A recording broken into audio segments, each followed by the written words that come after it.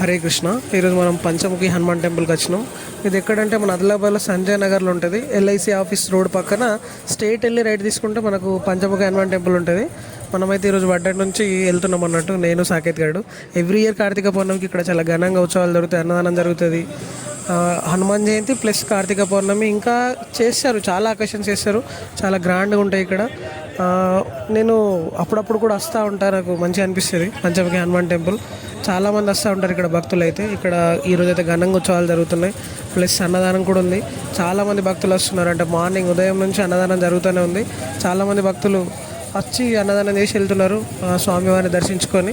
మనం కూడా అన్నదానం అంటే స్వీకరించడానికి వెళ్ళినాం.